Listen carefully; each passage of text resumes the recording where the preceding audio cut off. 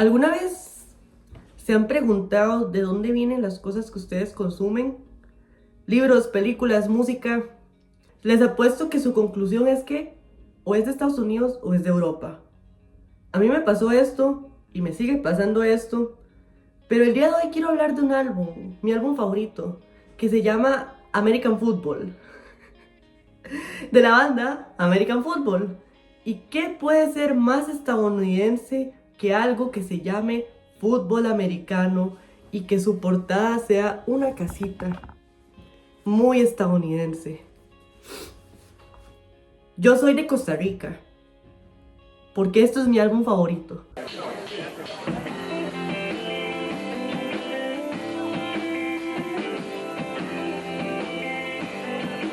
American Football es el primer álbum de la banda que se llama igual, que vienen de Urbana, Illinois. Y sus letras no destacan, pero ellos sí destacaron mucho por ser una clave fundamental, que redundante, pero una clave fundamental para consolidar el género del Midwest emo. Como dije, sus letras no son la gran cosa, pero resuenan mucho entre el público por sus instrumentales, que se lograron de una manera muy orgánica, ya que ellos eran universitarios, deprimidos, que después de clases se reunían a hacer sesiones de improvisación y de ahí salían las canciones del álbum. Por ejemplo, estaban tocando y decían, quiero incluir una trompeta. Y claro, suena muy raro una trompeta que incluir elementos del jazz y el rock y así, hacer un desastre musical que de alguna manera salió muy bien. Y es por eso que son tan importantes para los jóvenes, porque en sus instrumentales se halla una especie de paisaje emocional en el que uno puede encontrar sus emociones. Por ejemplo, en el solo de trompeta de Summer Ends, no basta con las letras para escuchar y sentir cómo se siente como una marcha fúnebre, como algo triste, el despedir el verano.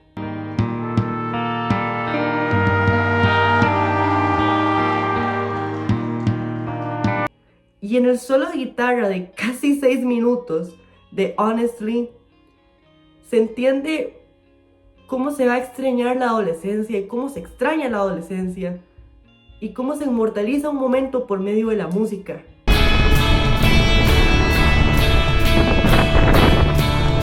La letra de Honestly dice explícitamente que se extrañan los sueños que se tenían en la adolescencia.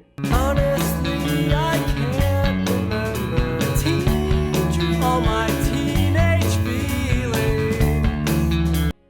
Y a esto se le suma el solo de guitarra, ya abre el espacio para proyectarse, no mentira, para conectar muy bien con la canción. Un día vi un video que comparaba el solo de guitarra de Honestly con el sentimiento de estar sentado en un jardín viendo el atardecer y cómo eso también se puede ligar con pues estar sentado en el jardín de la casita. Y se me hizo algo muy lindo, cómo la banda logra construir escenarios y paisajes por medio de melodías complejas y cambios en la percusión y así. Por eso es que son tan importantes. American Football marcó un antes y un después en su género musical, pero también marcó un antes y un después en la psique de los jóvenes estadounidenses. Y esto porque se hicieron famosos de una manera muy orgánica y bonita, que es que entre amigos nada más empezaron a hacer música y así, como mencioné ahorita, y fueron pasando entre radios universitarias y se hicieron algo de culto porque se recomendaban entre amigos. Se falsificaban cassettes o discos con su música y se regalaban entre amigos, pero con el auge del internet lograron tener un posicionamiento por alguna extraña razón en el mainstream, pero no quizás en el mainstream, pero entre los jóvenes actuales, gracias al internet, / TikTok. Descubrí American Football cuando tenía 14 años, por el video musical de American Teenager de Ethel Cain, que su portada es una referencia a la portada del álbum. Y recuerdo los escalofríos que sentí la primera vez que escuché Honestly, que por Dios, ni siquiera era por su letra, era por el instrumental. Evocaba también esta sensación de ir caminando por la calle del pueblo en el que vivía en aquel entonces, que yo decía, wow, esto fue hecho para mí. Y recuerdo muy bien esa sensación de el olor a monte y la tranquilidad casi deprimente que sentía viviendo allá. Y este álbum lo retrataba tan bien, pero yo no viví el auge de American Football en los noventas. Yo no fui a sus conciertos en los noventas, no soy un universitario de los noventas. Y ellos tampoco escribieron todo esto inspirados en una realidad latinoamericana. Entonces me hago esta pregunta: ¿por qué siento tantas emociones por algo que no está hecho para mí? Cuando estaba pequeño, recuerdo que lo que veía en el tele, no sé, Cartoon Network, Disney Channel, Disney XD, que en paz descanse, eran series que venían o de Estados Unidos o de Canadá. Y sí, habían producciones latinas, pero uno no puede comparar la cantidad de bloques que habían de Los Jóvenes Titanes en Acción con el episodio por día que daban de la secu, que por cierto era una serie muy mala. Crecí preguntándole de manera muy inocente a mi mamá: mami, ¿cuándo va a nevar? Viviendo en Costa Rica. O sintiéndome muy confundido por el lenguaje que usaban los personajes en español neutro, esos doblajes que a veces eran muy malos. Crecí preguntándome qué es un emparedado. Y así. Pero dentro de esa falta de relación que había con lo que tenía que ver sí o sí en el tele cuando era pequeño, habían ciertas situaciones o momentos en los que lograba un poquito identificarme con los personajes.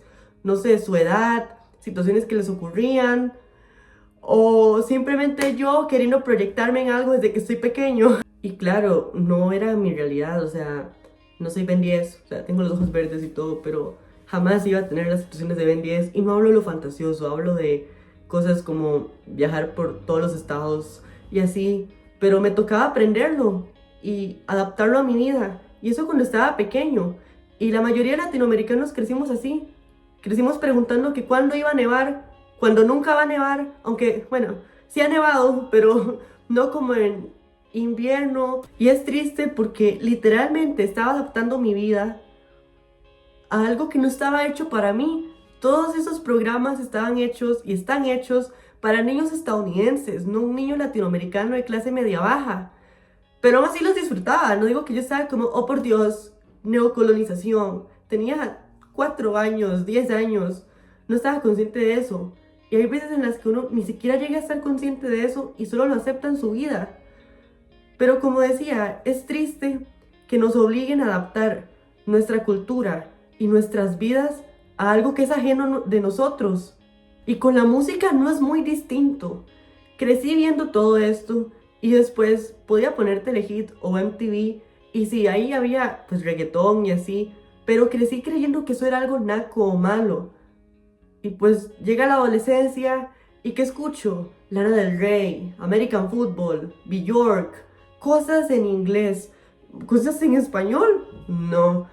Y no solo con la música, las películas, o sea, vean mi pared. Todos los pósters de películas que tengo pegados en este momento son de películas o estadounidenses o europeas. Y es extraño porque vivo en Costa Rica, soy latinoamericano y la mayoría de estas cosas, como dije anteriormente, no están hechas para mí, pero yo hago que estén hechas para mí. Entonces, llegan a American Football, cuentan cómo es triste ser un adolescente en un pueblo pequeño en Estados Unidos y nadie me entiende, todos me odian y así. Y yo de 14 años los escucha. ¿Y qué hace el Sebastián de 14 años? Adaptarlos a su vida y hacerlo suyo. Una vez estaba hablando con un amigo que es muy cercano y aprecio mucho. Y estábamos hablando por teléfono. Yo estaba aquí donde estoy en este momento. Y recuerdo que nada más me dice: Sebastián, todo lo que usted escucha es en inglés. Usted no consume nada latino. Y yo, y yo lo negué por unos minutos. Pero después me puse a pensar y revisé mi playlist y sí, en efecto, casi no consumía nada en español y parecía que era como latinofóbico y se lo dije y se lo acepté. Pues sí, yo todo lo que escucho es en inglés y ese pequeño comentario me sonó demasiado, me dejó traumatizado de alguna manera y él es consciente de esto, pero de una buena manera porque me puse a pensar y dije: o sea, yo hago cortometrajes y me gustaría ser cineasta y yo he visto la falta de apoyo que recibe el cine latino y yo siempre critico esto, pero ¿con qué cara yo critico eso si no escucho música en español? Bueno, escuchaba, ya mejoré, pero eso es hasta ahorita que lo digo. Este, Era muy hipócrita mi manera de pensar y no era como que pensaba que fuese algo malo o algo así, sino que nunca me había dado el tiempo de pensar bien eso, o sea, que todo lo que consumo es algo ajeno a mí, algo exterior, algo que no está hecho para mí. Y yo sé que suena como algo muy chistoso, pero tiene un trasfondo muy profundo e histórico, ya que esto es una especie de colonialismo cultural. Estela Ibarburo dijo que cuando hablamos del colonialismo, estamos haciendo referencia a aquella situación en la cual un país ha ejercido un dominio territorial, político, económico o cultural sobre otro territorio. Culturalmente hablando, yo estaba con las neuronas quemadas. Yo estaba adaptando un álbum llamado Fútbol Americano a mi vida en Costa Rica y todavía más chistoso aún viviendo en una de las zonas más marginales de Costa Rica. Y ya no hablando desde mi proyectadota, también hay varios tipos de colonialismo cultural que están entre nosotros todo el tiempo y no hacemos nada o no somos conscientes. Desde la música hasta el Spanglish, el cine, la comida. ¿Por qué hay como 80 McDonald's cada 10 metros? No sé, qué casualidad. O ¿por qué rechazamos el reggaetón? ¿Por qué sentimos que es algo naco? ¿Por qué no lo aceptamos en nuestra vida? Bueno, porque queremos ser blancos, queremos ser cultos, tener rasgos europeos o ser lo más cercano a un estadounidense, porque es lo que nos imponen. Escribí este guión hace mucho tiempo, fue mucho antes del Super Bowl, pero ya pasó el Super Bowl y siempre me va a gustar mucho el efecto del Super Bowl de Bad Bunny en la sociedad, porque sí, que se vendió, es un producto más de Hollywood, ya no es original y así, eso es lo que dice la gente, pero para mí, fuera de toda esa cantidad estúpida de dinero que hay detrás, es también visibilización, imponer nuestra cultura. Nosotros podemos jugar al mismo juego y por eso me encantó tanto el concepto de ese Super Bowl, porque ver a Lady Gaga tratar de bailar fue muy chistoso, pero al mismo tiempo lindo. Ver cómo los latinos también podemos ser poderosos y posicionarnos en algo tan mediático como el Super Bowl, así como ellos se han impuesto sobre nosotros toda la vida. Ya hablando en introspectiva, pensé cómo de manera casi natural yo siempre he rechazado lo latino en mí. Creía que por el simple hecho de, yo sé inglés y así, tenía que escuchar música en inglés, porque ¿cómo que no sabes que Homogenic es el mejor álbum de la historia? O sea, no. Y la música en español, puras cosas cultas. Y no lo pensaba así, o sea, quizás sí, de manera inconsciente, no era que lo decía directamente, pero algo en mí me hacía rechazar mis propias raíces, porque obviamente es mejor ser fan de Macy Star y así, o de Radiohead, que ser fan de Soda Stereo, porque el rock en español es malo por estar en español. Esa era mi lógica, básicamente. Soda Stereo tiene un disco shoegaze que en mi opinión es uno de los mejores discos shoegaze que he escuchado en mi vida y el que me estaba perdiendo por mi estupidez de tener algo en contra de la música en español. Y esto no es solo de lo que me perdí, porque en el género urbano hay obras de arte. Tenemos a Arca, que Arca combina la música experimental con el EDM, con reggaetón. Reggaetón. Y suena increíble. Y artistas actuales como Dillom o Paco y Catriel en Argentina que están haciendo cosas muy nuevas y revolucionarias, por decirlo así, dentro de la música. Combinan pop con muchos géneros, combinan rap con rock, hacen desastres, pero son desastres increíbles de los cuales me estaba perdiendo. Y mucha gente muy probablemente también se están perdiendo por todos esos estigmas que nos han impuesto de que lo definitivo es lo que está en inglés, lo mejor es lo que viene de la academia, lo que viene de Europa, lo que refleja burguesía, dinero, poder, cuando no es así.